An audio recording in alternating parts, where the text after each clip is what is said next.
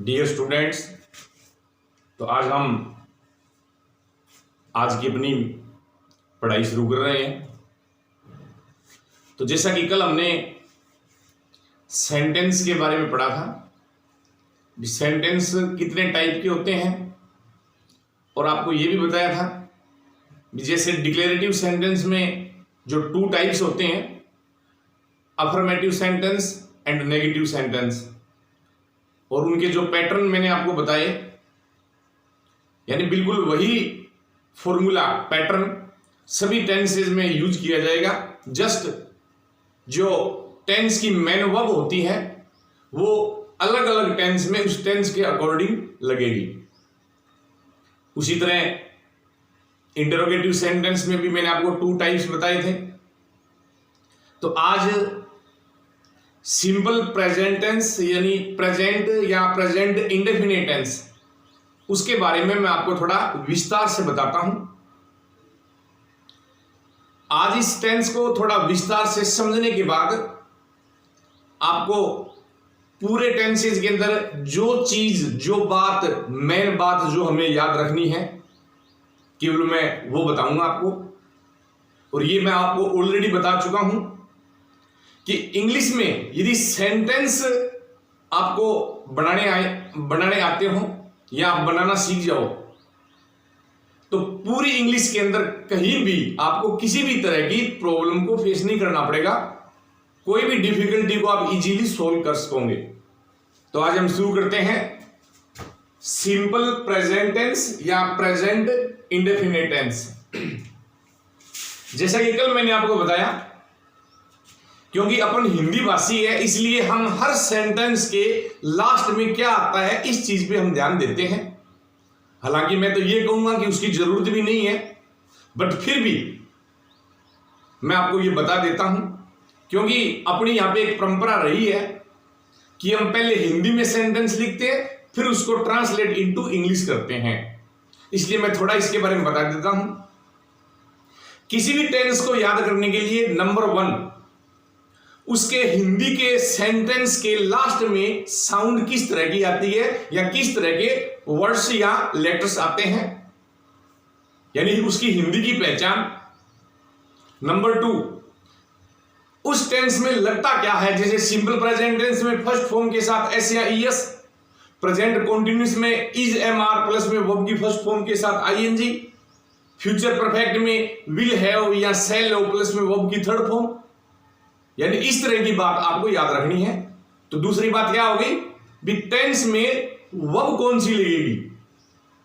उसके बाद में आता है यूजेस ऑफ द टेंस, ये मेन बात है, ये आपको याद रखनी पड़ेगी। यूजेस ऑफ द टेंस भी, इस टेंस का यूज क्या है, ये क्या काम आता है, किस काम आता है ये। और नंबर 4, उसके एडवर्ब्स, जो वर्ब फिलअप करने के लिए हमें काम में लेने होते हैं। एक बार इन शब्दों को या इन पॉइंट्स को आप पढ़ लोगे, अच्छी तरह से याद कर लोगे, फिर कुछ प्रैक्टिस से आप उस सेंटेंस को अच्छी तरह से भली भांति आप उसको समझ जाओगे। बाद में ये जो पॉइंट्स मैंने आपको बताए इनकी भी आपको जरूरत नहीं पड़ेगी। सिंपल सी बात है। जैसे मान लो इंग्लिश में जो टोटल 26 लेटर्स होते हैं, उनमें से जैसे ए, ई, आई, ओ, यू, ये जो मैंने 5 वाउल्स जो बोले हैं, मुंह खोल के इनको अपन बोल सकते हैं। बट जैसे बी, अब बी बोलेंगे तो मुंह खोल के अपन बोल नहीं सकते, यानी बी बोलेंगे तो मुंह ऑटोमेटिकली क्या होगा, बंद होगा। तो ठीक इसी तरह जब आपको सेंटेंस अच्छी तरह से समझ में आने लग जाएंगे, तो वो सेंटेंस चाहे हिंदी में लिखा हो चाहे वो इंग्लिश में लिखा हो, आप ऑटोमेटिकली उस चीज को पहचान जाओगे कि ये किस टेंस का सेंटेंस है।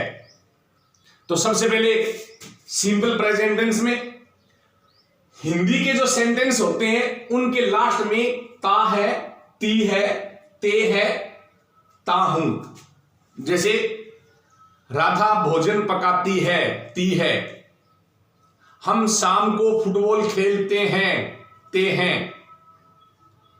मैं मेरे छोटे भाई की मदद करता हूं, ता हूं, यानी इस प्रकार के सेंटेंस आएंगे। या ओनली है भी आ सकता है, जैसे पृथ्वी गोल है, अब इसमें ता है नहीं आया, हालांकि बोल भी सकते हैं पृथ्वी गोल होती है।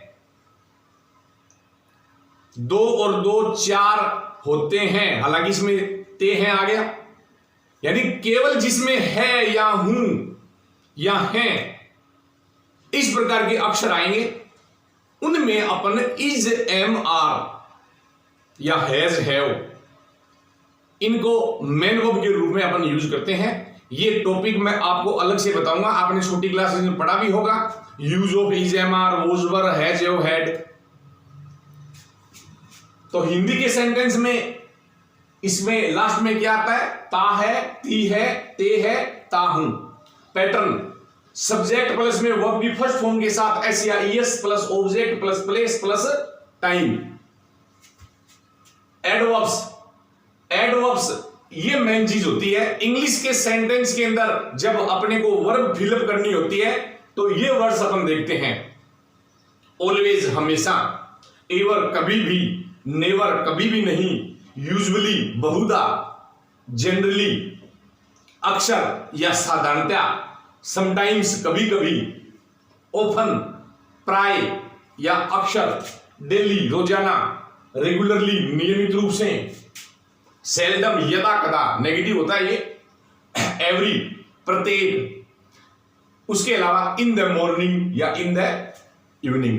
केवल मॉर्निंग और इवनिंग नहीं बल्कि मॉर्निंग से पहले इन द, तो वो सिंपल प्रेजेंट टेंस की एडवर्ब्स होती हैं। उसके बाद में मेन चीज आती है यूजेस ऑफ द टेंस, यानी इस टेंस के यूज क्या है, यह टेंस कहां पर काम में आता है, किस प्रकार के सेंटेंस बोलने के लिए इसका अपन यूज करते हैं। मान लो जब आपसे कोई पूछे कि मैं आपको एक हिंदी का सेंटेंस बता रहा हूं, आप उसको इंग्लिश में ट्रांसलेट करो, तो जब वो आपके सामने हिंदी का सेंटेंस बोले तो आप उस हिंदी के सेंटेंस को ये पहचानो भी इस सेंटेंस के अंदर मीन क्या है, इस सेंटेंस का मतलब क्या है, इसके अंदर क्या पूछा गया है। उससे फिर आपको ये पता चल जाएगा कि इस सेंटेंस को अपन इस टेंस में लिखेंगे, क्योंकि इस टाइप के सेंटेंस इस टेंस में लिखे जाते हैं। इन बातों का आपको विशेष ध्यान रखना है। तो वो आता है usages of the tense. All universal truths, यानी यूनिवर्सल ट्रूथ सार्वभौमिक सत्य, जिसमें साइंटिफिक खोज भी आते हैं, ज्योग्राफिकल फैक्ट्स भी आते हैं, मैथमेटिकल फैक्ट्स भी आते हैं, वैज्ञानिक कारण, भौगोलिक कारण, गणित से संबंधित, मैथ से संबंधित जो होते हैं, यानी यूनिवर्सल ट्रूथ सार्वभौमिक सत्य जो हमेशा से सत्य होते हैं, जिनमें केवल है आएगा, था या गा कभी नहीं आएगा। पृथ्वी गोल है, पहले भी थी, अब भी है और आगे भी रहेगी।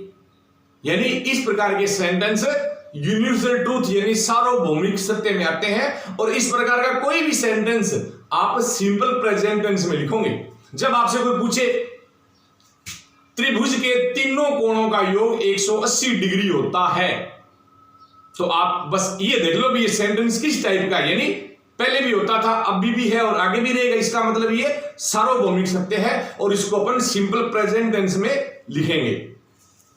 नंबर 2, डेली रूटीन, दिनचर्या, यानी रोजाना जो हम काम करते हैं। मैं सुबह 5 बजे उठता हूं, मैं ये करता हूं, मैं वो करता हूं, यानी डेली रूटीन में जो भी काम करते हैं वो सारे के सारे अपन सिंपल प्रेजेंट टेंस में लिखते हैं। यानी सिंपल प्रेजेंट यानी कि प्रेजेंट ही होने चाहिए।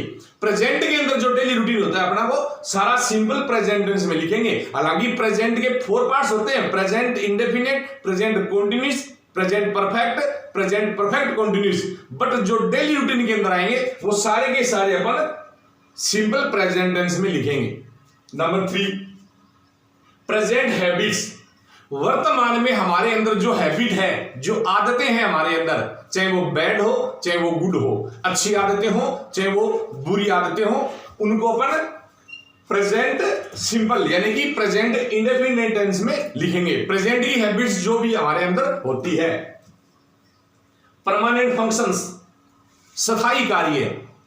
अब स्थायी कार्य कौन से होते हैं, परमानेंट फंक्शन कौन से होते हैं? जब बच्चों से पूछा जाता है तो वो अपने हिसाब से अलग अलग उसका आंसर देते हैं, बट मैं आपको बताता हूं परमानेंट फंक्शंस किसको बोलेंगे।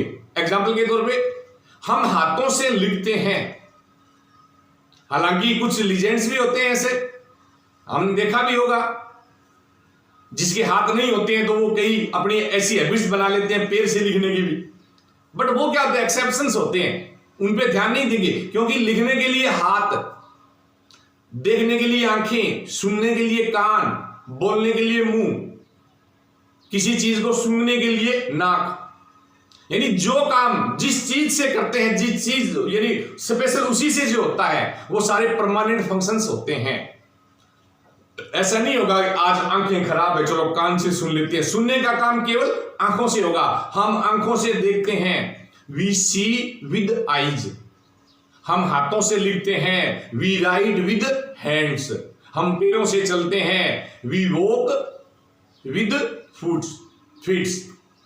तो ये होते हैं सारे परमानेंट फंक्शंस जो कि सिंपल प्रेजेंट टेंस में लिखे जाते हैं। उसके बाद में आता है कंडीशनल सेंटेंस में ओपन कंडीशन। कल मैंने बताया था आपको कंडीशनल सेंटेंस एक अलग से टॉपिक है, बट इसमें ये 3 टाइप्स की कंडीशन होती है, open condition, imaginary condition and impossible या अनफुलफिल। जो ओपन कंडीशन होती है, ओपन कंडीशन का मतलब क्या होता है, इस कंडीशन के यानी इस शर्त के पूरा होने और न होने की जो पॉसिबिलिटी होती है, जो संभावना होती है, वो 50-50% होती है। कैसे?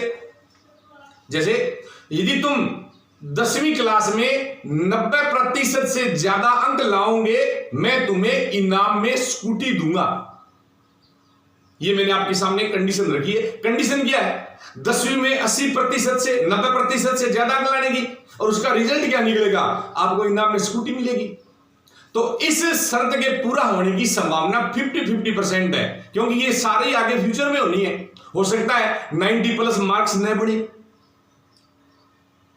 तो भी हो सकता है स्कूटी मिल जाए, क्योंकि हो सकता है स्कूटी खरीद ली तो दे देंगे, और हो सकता है 90+ मार्क्स बन भी जाए बट फिर भी न बने, फिर भी वो अपने को स्कूटी न मिले, क्योंकि ये सारा फ्यूचर में होना है। इसलिए इसके बारे में अपन ये कह सकते हैं कि भी शर्त के पूरा होने और न होने की जो पॉसिबिलिटी है, जो संभावना है, वो 50-50% है। इसलिए इसके अंदर जो कंडीशन होती है, जो शर्त होती है, जैसे कि यदि तुम 10वीं में 90% से ज्यादा अंक लाओगे, ये कंडीशन है, उसका रिजल्ट क्या है, मैं तुम्हें स्कूटी दूंगा। तो इसकी जो कंडीशन है, जो शर्त है इसकी, वो सिंपल प्रेजेंट टेंस में लिखी जाएगी। अब इसके पैटर्न में मैंने आपको बताया था V1+ में S या ES। तो नीचे मैं लिख रहा हूं सिंगुलर नाउन या प्रोनाउन, उसमें वर्ब की फर्स्ट फॉर्म के साथ S या ES लगेगा। अब S या ES कैसे लगेगा, उसमें भी थोड़ा ध्यान देना आपको। जब हम सिंगुलर चेंज इनटू प्लूरल करते हैं, जैसे किसी के लास्ट में S हो, SH हो, CH हो, X हो, O हो, तो उनमें हम ES लगा देते हैं।